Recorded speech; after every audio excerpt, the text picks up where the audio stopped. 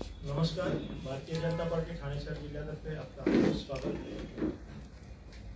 महाविकास आघाडीच्या फसवणुकीची 2 वर्ष या पत्रकार परिषदांच्या मालिकांची आजची 5वी पत्रकार परिषद आहे. आजच्या आपल्या पत्रकार परिषदेत भारतीय जनता पार्टीचे ज्येष्ठ आमदार श्री अतुलजी भातखळकर उपस्थित आहेत.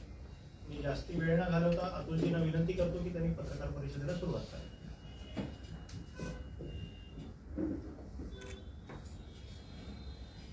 महाराष्ट्रातल्या महाविनाशी आघाडी सरकारला 2 वर्ष उद्या पूर्ण होतील आणि ही 2 वर्ष त्याचं जर का वर्णन करायचं असेल तर 1 मे 1960 नंतर म्हणजे महाराष्ट्र राज्याच्या निर्मिती झाल्यानंतर हे महाराष्ट्राच्या इतिहासातलं सर्वात मोठं तमो युग आहे, अंधार युग आहे असं प्रशासनाच्या आणि भ्रष्टाचाराच्या दृष्टिकोनातून म्हणावं लागेल.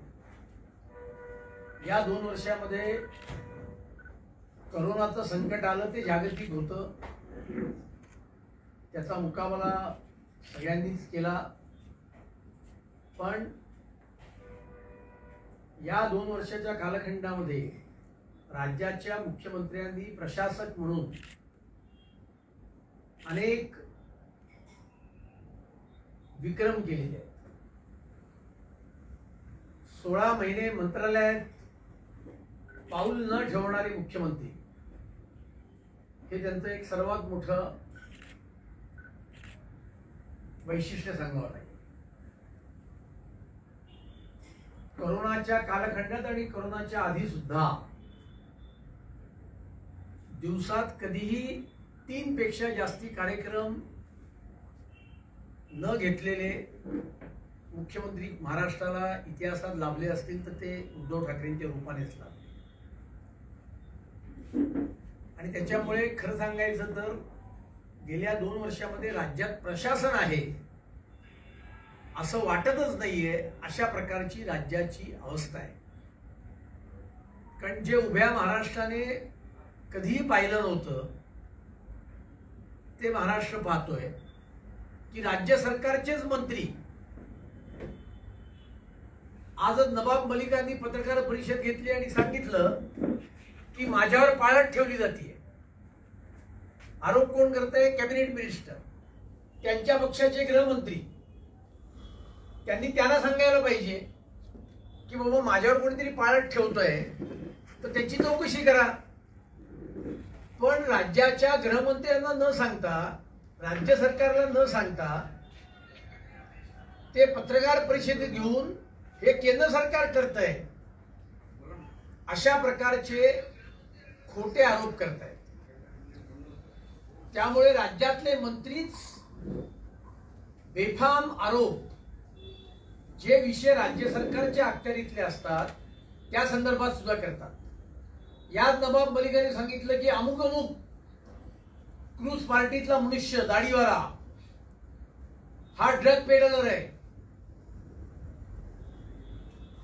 तुम्हाला जर का तो ड्रग पेडलर आहे माहिती आहे किंवा तुम्हाला तसं वाटतंय तर राज्य सरकारचं सुद्धा अंमली पदार्थ विरोधी पथक आहे.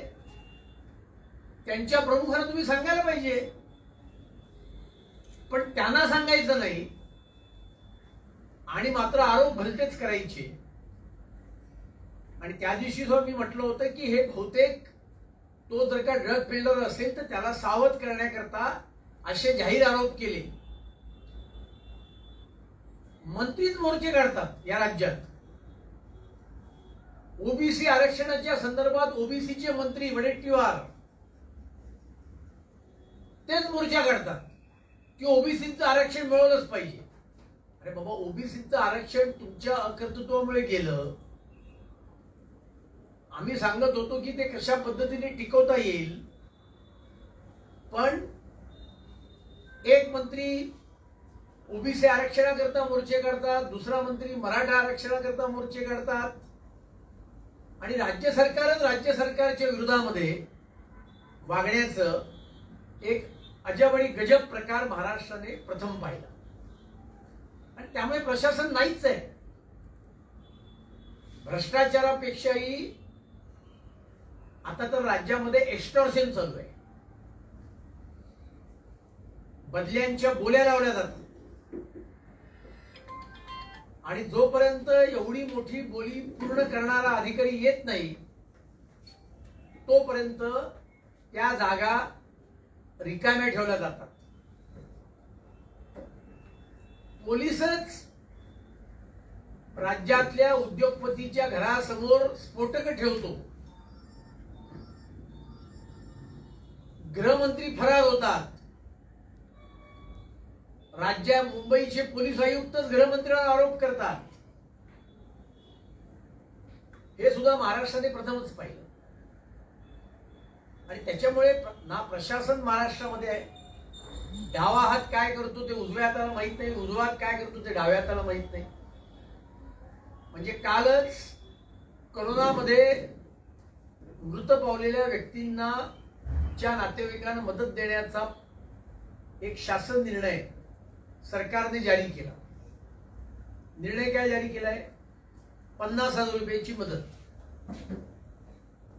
एक दिवस आधी वडेट्टीवार ज्या पक्षाचे मंत्री आहेत काँग्रेस, त्या काँग्रेस पक्षाचे विधिमंडळ गटाचे नेते बाळासाहेब थोरात महसूल मंत्री यांनी मागणी केली की राज्य सरकारने 1 लाख रुपये दिले पाहिजेत आणि केंद्राने 3 लाख रुपये दिले पाहिजे. केंद्राचं समजा ते केंद्र ठरवेल, पण तुम्ही मागणी करताय आज की 1 लाख रुपये दिले पाहिजे आणि दुसऱ्या दिवशी तुम्ही GR काढता की फक्त 50,000 रुपये मिळतील. आणि त्याच्यामुळे कुठलाही विषय तुम्ही घ्या, शिक्षणाच्या विषयी बघितलं, शाळा कधी चालू करायच्या, महाविद्यालय कधी चालू करायची, अजित पवार एक म्हणतात, उदय सामंत दुसरंच म्हणतात, वर्षा गायकवाड तिसरंच म्हणतात. आणि त्यामुळे प्रशासन नसलेलं 3 टोळ्यांचं राज्य आहे की काय, अशा प्रकारची परिस्थिती आहे. सर्रास खोटं बोलायचं, बेधडक खोटं बोलायचं, फी वाढ करू नये, किंबहुना फी मध्ये कपात करावी, याच्याकरता भारतीय जनता पार्टीने आंदोलन केलं. मी स्वतः उच्च न्यायालयात गेलो. कायद्याप्रमाणे विभागीय समित्या आणि राज्यस्तरीय समित्या या फी नियंत्रण शुल्क कायद्यानुसार गठीत करायच्या असतात. या सरकारने 1.5 वर्षात त्या समित्याच गठीत केल्या नव्हत्या. आणि खासगी शाळांमधली फी कमी करा असं सर्वोच्च न्यायालयाने राजस्थानच्या बाबतीतला निर्णय दिल्यानंतर सुद्धा आणि मग माझ्या याचिकेत मुंबई उच्च न्यायालयाने विचारणा केल्यानंतर आणि मी स्वतः वारंवार सांगून पत्र लिहून फी कपातीचा कायद्यातला बदल हा शासन निर्णयाने केला. खरं तर वटहुकूम काढण्याची आवश्यकता होती. आणि आपण पाहिलं दोन्ही वेळेला, कोविडच्या पहिल्या लाटेच्या वेळेला सुद्धा आणि जेव्हा वर्षभर आम्ही आंदोलन केलं त्याच्यानंतर जेव्हा हा निर्णय घेतला तेव्हा सरकारने निर्णय घेतल्यानंतर सर्वात प्रथम मुंबई उच्च न्यायालयामध्ये या निर्णयाला स्टे घेण्याकरता कोण गेलं तर मंत्र्यांच्या संबंधित असलेल्या शिक्षण संस्था गेल्या. शक्ती कायदा काय येत नाही तर अजित पवार बोलून गेले पुण्यामध्ये एका पत्रकार परिषदेत की शक्ती कायदा आणण्याच्या संदर्भात आम्ही विचार विनिमय करतोय, पण याच्यात पुरुषांवर अन्याय होणार नाही याचा सुद्धा आम्ही विचार करतोय. म्हणजे यांना चिंता जास्ती पीडित महिलेची नाहीये, पीडित होणाऱ्या महिलेची ऐवजी कोणावर तरी अन्याय होऊ नये. कारण या मंत्रिमंडळामध्ये शक्ती कायदा येऊच शकत नाही, कारण या मंत्रिमंडळामध्ये अनेक जण शक्ती कपूरच आहेत. हे महाराष्ट्राच्या इतिहासात कधी घडलं नाही की विद्यमान मंत्री एका 21 वर्षाच्या मुलीला तिचे ॲबॉर्शन केलं जातं आणि अर्धवट परिस्थितीमध्ये तिला परत पुण्याला घेऊन नेलं जातं. ऑडिओ क्लिप्स आहेत, पण त्या ऑडिओ क्लिप्स मधला आवाज कोणाचा आहे हे शोधायला या सरकारला 1.5 वर्ष लागतंय. 1.5 वर्ष. साधा FIR नाही. याच्या पुढे मी जे म्हटले प्रशासन नाहीच आहे. धनंजय मुंडेंवर आरोप झाले, त्यांचे दुसरे सहकारी मंत्री बोलले आरोप झाले ठीक आहे, पण धनंजय मुंडे ओबीसी आहेत, त्यामुळे आम्ही ओबीसींना संरक्षण देतो. अरे, बलात्काराच्या प्रकरणात तुम्ही आता जात आणि धर्म पाहणार. राष्ट्रवादी काँग्रेस, युवक काँग्रेसचा संभाजीनगरचा अध्यक्ष महिलेने तक्रार केल्यानंतर तक्रार घेणं हे मॅन्डेटरी आहे. सुप्रीम कोर्टाच्या निकालानुसार आणि निर्भया कायद्याच्या नंतर. पण त्या पीडित महिलेची बलात्काराची तक्रार दाखल करून घेतली नाही. आणि मी कसा निर्दोष आहे हे सांगण्याकरता राष्ट्रवादी काँग्रेसच्या मुंबईच्या मुख्यालयात त्यांची पत्रकार परिषद झाली. पुरोगामी म्हणणारा महाराष्ट्र यांनी कुठे नेऊन ठेवला. आणि जाणते राजांनी तर नंतर सांगितलं की एखाद्या महिलेने बलात्काराची तक्रार केली तर तिचं चारित्र्य तपासण्याची आवश्यकता आहे. या संदर्भात 50, 60, 70च्या दशकात खटले झाले, न्यायालयाने स्पष्ट निर्देश दिलेत. असं असताना सुद्धा, आणि त्याच्यामुळे इंग्लिश मधला शब्द वापरायचा तर इट इज अ रोग स्टेट, सडलेलं राज्य व्यवस्था आज महाराष्ट्रामध्ये आहे. किडकी सडलेली राज्य व्यवस्था. मी म्हटल्याप्रमाणे भ्रष्टाचार नाही, एक्स्टॉर्शन आहे. म्हाडा असेल, इसारे असेल, सगळ्या जगाला माहिती आहे. वंथड वंथड वंथड वंथड बांद्रा, वंथड मुंब्रा आणि वंथड तिकडे अधिकारी. आणि मग धाडी टाकल्यानंतर इन्कम टॅक्सने एसआरएतल्या आणि म्हाडातल्या अधिकाऱ्यांच्या नोंदी पण सापडल्या. म्हणजे पहिल्या धाडीच्या सत्रामध्येच ऑफिशियल 1050 कोटीची दलाली दिली याचे ट्रेल सापडले.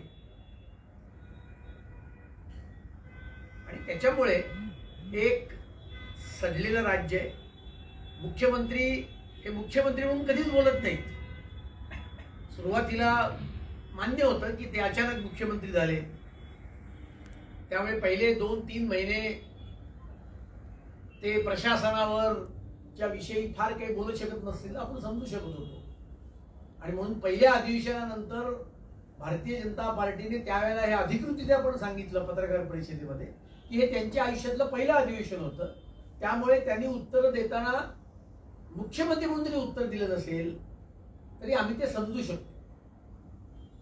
पण आज 2 वर्ष झाली मुख्यमंत्री हे मुख्यमंत्री म्हणून बोलतच नाहीत, ते कायम पक्षप्रमुख म्हणूनच बोलतात. इन्क्युबेशन सेंटरच्या उद्घाटनाला बारामतीला गेले तर म्हणाले आम्ही सुद्धा अंडी उगवली, पण ती भलतीच उगवली. एक विकासाचा डेव्हलपमेंटच्या प्रोजेक्टच्या उद्घाटनाला त्याला भेट देताना मुख्यमंत्र्यांनी राज्याच्या काय भाषण करावं. विधानसभेमध्ये राज्यपाल अभिभाषणाला उत्तर देताना रासोसंघावर टीका, मोहनराव भागवतांवर टीका, अमित शहांवर टीका. राज्याचे जे प्रश्न आम्ही उपस्थित केले त्याच्या संदर्भात काहीच नाही. आणि मात्र जो आता सस्पेंडेड आहे तो API वाजे बिन लादेन आहे का असं विचारलं गेलं. आणि त्याच्यामुळे सडलेलं कुचकी अशी राज्यव्यवस्था आज आहे. मुख्यमंत्री बोलत नाहीत, ते आमदारांनाही भेटत नाहीत. म्हणजे मी तर त्यांचे विक्रम अनेक सांगू शकेन असे. राज्याच्या विरोधी पक्ष नेत्यांच्या पत्राला उत्तर न देणारे हे महाराष्ट्राच्या इतिहासातले पहिलेच मुख्यमंत्री. आमदार आतापर्यंतची महाराष्ट्रातली पद्धत आहे, कुठल्याही पक्षाचा आमदार असला आणि तो मुख्यमंत्री दुसऱ्या कुठल्याही पक्षाचे असले तरी आमदाराला मुख्यमंत्र्यांची भेटीची एक निश्चित वेळ कॅबिनेटच्या दिवशी किंवा कॅबिनेटच्या दुसऱ्या दिवशी ही फिक्स असते आणि आमदाराने दिलेल्या निवेदनावर मुख्यमंत्री स्वाक्षरी करून शेरा मारतात. प्लीज पुटअप, लक्ष घालावे, कार्यवाही करावी, असा आमदारांच्या पत्रावर सुद्धा शेरा न मारणारे कुठल्याही पक्षाच्या हे पहिलेच मुख्यमंत्री. आणि आतापर्यंतचे सर्व मुख्यमंत्री हे मंत्रालयामध्ये महिन्यातला एखादा दिवस जनतेला उपलब्ध असतात, 2 दिवस उपलब्ध असतात. पण हे मुख्यमंत्री गेल्या 2 वर्षात कधीही सर्वसामान्य जनतेला उपलब्ध झाले नाही. आणि त्याच्यामुळे 2 वर्ष यांचं केवळ एकच काम आहे की आपली सत्ता कशी राहील याच्याकरता तडफड चालली आहे. आणि कुठलाही प्रश्न आला, मग ओबीसी आरक्षण असेल, मराठा आरक्षण असेल, करोनातलं काम असेल, तर एकच यांचं धोरण आहे, आलं अंगावर ढकल केंद्रावर. एवढं एकच यांचं धोरण आहे. आणि त्यामुळे महाराष्ट्राच्या इतिहासातलं गेली 2 वर्ष हे अंधार युग आहे असं माझं मत आहे. मला जे वक्तव्य करायचं होतं ते मी केलं. आपले काही प्रश्न असतील तर त्याचं स्वागत आहे. सर, महाराष्ट्रामध्ये एसटी कर्मचाऱ्यांना अविरतपणे संप सुरू आहे, पण मात्र त्यांच्यावर कुठल्या प्रकारचा त्यांचा विचार केला जात नाही, त्यांना वेगळ्या दिशेला दाखवलं जात आहे. पण मात्र संविधानामध्ये नेम आहे की जर योग्य पद्धतीनं जरी आंदोलन सुरू राहिलं 2 महिने तर हे सरकार जाऊ शकतं. काय सांगतो? नाही, खरं सांगायचं तर हा प्रश्न नसून माझ्या पत्रकार परिषदेचा राहिलेला मुद्दाच तुम्ही सांगितला, त्याच्याबद्दल धन्यवाद. आता बघा म्हणजे किती बोलावं असा प्रश्न आहे मला, कारण पत्रकार परिषद आहे. त्याच्यामुळे असं कधी घडलं का महाराष्ट्रात? 45 एसटी कर्मचाऱ्यांनी आत्महत्या केल्या आणि राज्याचे मुख्यमंत्री किंवा परिवहन मंत्री एक साधा फोन नाही करत. स्वप्नील लोणकरने आत्महत्या केली एमपीएससीची परीक्षा पुढे ढकलली म्हणून, तर त्याच्या घरी मुख्यमंत्री नाही गेले. काहीतरी गडबड घोटाळा किंवा काहीतरी करून त्याच्या घरच्यांना स्वतःला भेटायला लावलं, आई वडिलांना. हे तर महाराष्ट्राच्या इतिहासात प्रथमच घडलं. आणि त्याच्यामुळे मी म्हटल्याप्रमाणे शेतकऱ्यांचे प्रश्न आहेत, एसटी कर्मचाऱ्यांचे प्रश्न आहेत, कामगारांचे प्रश्न आहेत. 52 लाख हेक्टर जमिनीवरचं मराठवाड्यातलं पीक पाण्याखाली गेलं, मुख्यमंत्री भेटायला नाही गेले. मराठवाडा स्वातंत्र्य दिनानिमित्त ते गेले, पण तिथून जवळपास ते जाऊ नाही शकले. ज्या वेळेला पिकं पाण्यात उभी होती अवकाळी पावसामुळे, त्यावेळेला जयंत पाटलांचं भव्य स्वागत त्या परळीत केलं गेलं आणि तिथून त्या परळीमधली जो पाऊस होता. आणि त्याच्यामुळे याचा सरकार जाण्याशिवाय काही संबंध आहे असं मला माहित नाही काय ते, पण अत्यंत असंवेदनशील हे सरकार आहे. मी पूर्वी म्हणायचो की आंधळं मुकं बहिरं सरकार आहे, तर खरंच सांगतो, मला एका अंध माणसाने, मी टीव्हीवर बऱ्याचदा बोलत असतो, तर एका अंध व्यक्तीने मला फोन केला. तो मला, साहेब माफ करा मला, पण तुम्ही आमचा अपमान करताय. म्हटलं कसं काय? तो मला, आम्ही अंध आहोत पण आम्ही संवेदनशील होत म्हणाला. त्यामुळे तुम्ही हे मुकं आंधळं बहिरं असं सरकार कृपया म्हणू नका, कारण आम्ही खूप संवेदनशील आहोत. आम्हाला डोळे नसतील मिळाले काही कारणास्तव, आम्हाला काही दिव्यांगत्व आलं असेल, पण आम्ही संवेदनशील आहोत. डोळे नसताना सुद्धा आम्हाला समोरच्याचं दुःख कळतं. आणि त्यामुळे तेव्हापासून मी आंधळं मुकं बहिरं सरकार म्हणणं बंद केलं. हे गुंड पुंड मवाली यांचं सरकार आहे असं मी सांगत असतो. सर, नवाब मलिक यांनी आताच वक्तव्य केलंय की अनिल देशमुखांप्रमाणेच मला अडकवण्याचा प्रयत्न आता सुरू आहे. मी सुरुवातीलाच म्हटलं की यांची एक कार्यपद्धती आहे. रोज सकाळी एकाने उठायचं, हर्बल तंबाखू घ्यायचा आणि बोलायचं. म्हणून मी म्हटलं आणि मी ट्विटही केलं त्याच्यावर की तुमच्या गृहमंत्र्यावर विश्वास नाही का? फोटो काही टाकलेत काहीतरी, हे पाळत ठेवतायत, यांना ओळखा. अरे यांना ओळखा म्हणजे हे त्यांना ओळखण्याचं काम जनतेचं आहे का महाराष्ट्राच्या मुंबईच्या पोलिसांचं आहे? तुमचे गृहमंत्री आहेत. आणि त्याच्यामुळे त्याच्या मागे there is a method in madness की रोज एक नवीन इश्यू वाटेल ते बोलायचं, त्याचा शेंडानं बुडखा, कुठलाही पुरावा नाही. कुठला पुरावा दिला नवाब मलिकांनी इतक्या दिवसांमध्ये?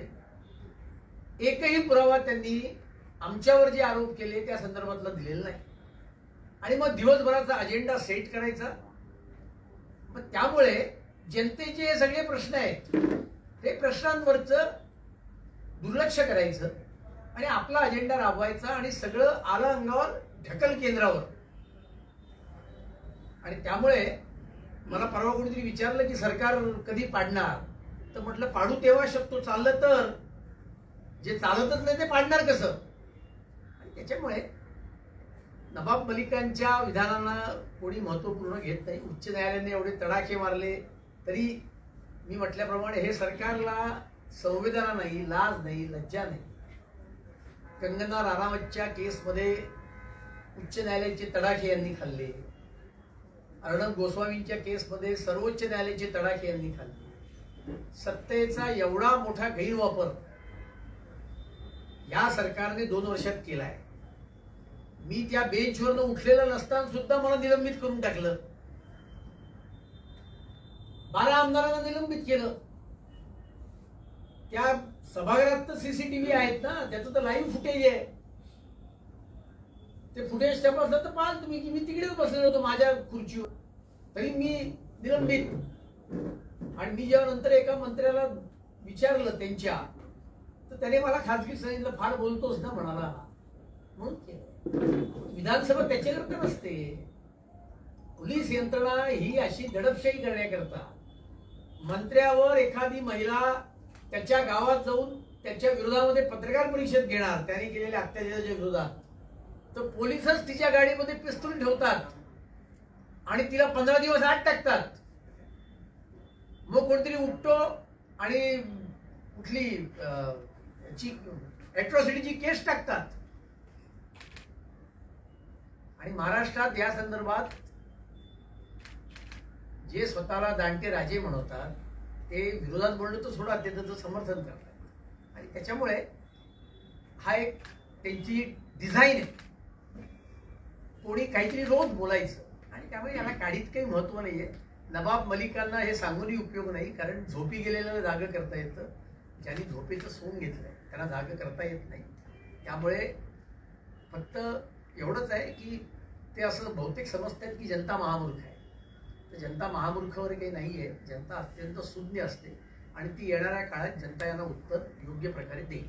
राणे साहेबांनी विधान केलेलं आहे आता की हे सरकार जाणार आणि येणार आहे, काय आहे? नारायण राणे आमच्या पक्षाचे वरिष्ठ नेते आहेत आणि त्यांनी जयपूरमध्ये काल हे विधान केलं. आणि कालच त्याच्यावर हे पण झालेलं आहे की त्यांनी एक विधान केलंय, ते आले मुंबईत महाराष्ट्रात की आपण त्यांना विचारू 100%. सर, पण अनेक मंत्री, भाजपचे अनेक मंत्री स्टेटमेंट करताना पाहायला मिळते की हे सरकार बरखास्त होणार लवकरच, पण तारीख जी आहे ती अजून कळालेली नाही. पहिली गोष्ट सरकार बरखास्त करणार असं कोणी म्हटलेलं नाही. हे खरं आहे की भारतीय जनता पार्टीचे काही नेते हे असं म्हणतायत की सरकार पडेल. याचं प्रमुख कारण असं आहे, हे सरकार रोज म्हणतं आम्ही टिकणार, आम्ही टिकणार, आम्ही 5 वर्ष टिकणार.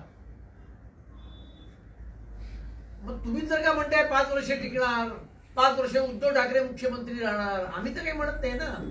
आणि मग त्याला उत्तर देण्याकरता आता जर का तेच म्हणताय की 5 वर्ष टिकणार, 5 वर्ष टिकणार, मी आहेत ना 5 वर्ष आमदार आता आहे, उरलेले 3 वर्ष मी आमदार राहणारच आहे.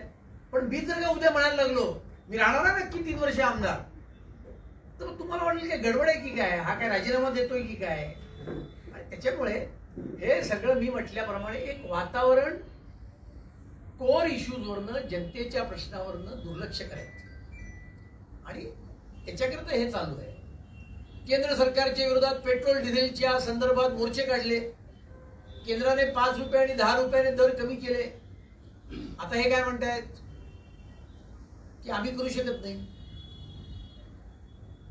पण केंद्राने कुठले दर कमी केले? केंद्र सरकार जो टॅक्स लावतो त्याच्यामध्ये 2 प्रकार असतात. एक टॅक्सचा प्रकार असतो जो डिव्हिजिबल पूल मध्ये, ज्यातले 41% रक्कम ही त्या करातली राज्यांना मिळत असते. केंद्र सरकारने 5 रुपये आणि 10 रुपये डिझेल आणि पेट्रोल जे कमी केलं ते त्या डिव्हिजिबल पूल मधलं कमी केलं नाही. त्यामुळे ते जे 41% त्यांना राज्य सरकारला पेट्रोल डिझेलच्या कराची मिळत आहे ते यापुढे मिळणार आहेत. जर का त्यातले कमी केले असते तर एक वेळ अर्थशास्त्राचा एक विद्यार्थी म्हणून, अभ्यासक म्हणून मी असं म्हटलं असतं की राज्य सरकारला एक नैतिक अधिकार आहे की ते 41% जे आम्हाला मिळत आहे ते सांगत नाहीत कधी कोणाला. त्यातलेच पण कमी झाले. असं केलं नाही केंद्राने. केंद्राने जो सेस लावला होता, जो सर्व सेस हा केंद्राला मिळतो, त्यातले 5 आणि 10 रुपये त्यांनी कमी केले. तरी सुद्धा या राज्य सरकारने 1 रुपया कमी केला नाही. आणि यांनी गेल्या 2 वर्षात मात्र 2 रुपये व्हॅट वाढवलेला आहे. आज देशामध्ये सर्वाधिक व्हॅट असलेलं राज्य पेट्रोल डिझेलवरचं हे महाराष्ट्र आहे. आणि केंद्राचा जो टॅक्स असतो त्यातले 41% रक्कम ही राज्य सरकारला मिळतेच आहे. त्यामुळे त्यांनी हे कमी करायला पाहिजे. पण मी सुरुवातीलाच म्हटल्याप्रमाणे अत्यंत असंवेदनशील आणि कुठलंही धोरण नाही, कुठलीही गांभीर्य नाही प्रशासनाचं, अशा प्रकारचं हे सरकार आहे आणि मुख्यमंत्री आहे. सर, एकीकडे आता आपण बघत असाल तर चीनमध्ये, दक्षिण आफ्रिकेमध्ये कोरोनाचं मोठं कोरोना पुन्हा त्या ठिकाणी आलेलं आहे. आणि या असं असताना सुद्धा आता आंतरराष्ट्रीय विमान हे सुरू करतायत हे लोक. व त्याच्यामुळे कितपत परिणाम नाही, पहिली गोष्ट अशी आहे की साऊथ आफ्रिकेमध्ये एक नवीन व्हेरिएंट या संदर्भातला सापडलाय. आणि आजच तुम्ही पाहिलं असेल तर केंद्र सरकारने पत्रक काढून हा जो व्हेरिएंट आहे नवीन, त्याचं आता काय ते शास्त्रीय नाव असतं 0.103 वगैरे, जे काय नाव आहे ते, तो व्हेरिएंट आत्ता तरी फार गंभीर आहे असं नाहीये, असं शास्त्रज्ञांचं मत आहे. पहिला मुद्दा. आणि तो आत्ता साऊथ आफ्रिकेत सापडलाय. त्यामुळे त्या देशाच्या फ्लाईट्सच्या संदर्भातला काही निर्णय आजच केंद्र सरकारने हे जाहीर केलेले. आणि त्याच्यामुळे मला असं वाटतं की केंद्र सरकार या संदर्भामध्ये पूर्णपणे जागरूक आहे, जे आपण पाहिलेलं आहे. आणि त्याच्यामुळे ताबडतोब याचे निर्णयही घेतलेले आहेत. आणि आपण आता 110 कोटीच्या पलीकडे व्हॅक्सिनेशन आपलं गेलेलं आहे. त्यामुळे मला असं वाटतं की 3री लाट येण्याची संभावना आता खूप कमी आहे. आणि आली तरी ती फेटल असणार नाही. याचं सर्वात मोठं श्रेय त्या लसीकरणाला आपण दिलं पाहिजे. आणि केंद्र सरकार पूर्णपणे जागरूक आहे. मी चुकत नसेल तर काल किंवा आजच या संदर्भात परत प्रधानमंत्र्यांनी सकाळी बैठक बोलवली. आज त्याचा जो ते निर्णय घेतला पण की या देशातल्या फ्लाईट ज्या आहेत त्या स्क्रीन करायच्या. आणि त्यामुळे मला वाटतं की नरेंद्र मोदीजींच्या हाती देश सुरक्षित आहे. काय सर, CNG आणि PNGचं पण दरवाढ झाली आजपासून. असं आहे, आंतरराष्ट्रीय बाजारात या सगळ्या गोष्टींच्या किमती वाढत आहेत आणि त्याच्यामुळे त्याच्यावर टॅक्सही लावला जातो. कोरोनामुळे सरकारच्या महसुलावर एक नियंत्रण आलेलं आहे, त्याच्यात घट आलेली आहे. पण आता गेल्या वर्षावर आपण पाहिलं असेल तर केंद्र सरकारने याच्यात सुद्धा खूप मोठी आघाडी घेतलेली आहे. आणि त्याच्यामुळे या प्रश्नाला 2 उत्तर आहेत. एक उत्तर आहे ज्याला आपण सेक्युलर अँसर म्हणू की अभ्यासाचं उत्तर आहे. आणि दुसरं राजकीय आहे, जे इथे सायकलवरनं मोर्चे काढत होते ते स्वतः मात्र व्हॅट कमी करायला तयार नाहीत, केंद्राने कमी केल्यानंतर सुद्धा. शेवटी राज्य सरकारला किती खर्च आहे हो, आणि आज केंद्र सरकारला किती खर्च आहे? सगळं लसीकरण केंद्र सरकारने मोफत केलं लसी निर्माण करण्याकरता सुद्धा केंद्र सरकारने पैसे खर्च केले.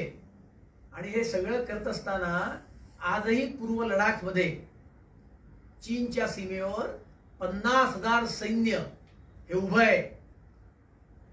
आज पूर्व लडाख मधलं आत्ताचं तापमान जे 100% -40 असेल, त्या तापमानामध्ये हवाई कसरती करून सक्षम सैन्य ठेवण्याकरता हजारो कोटी रुपये लागत आहेत. आणि या राज्य सरकारचं काय, यांनी कुठले खर्च केले? मी तर तुम्हाला 100 प्रश्न विचारू शकतो.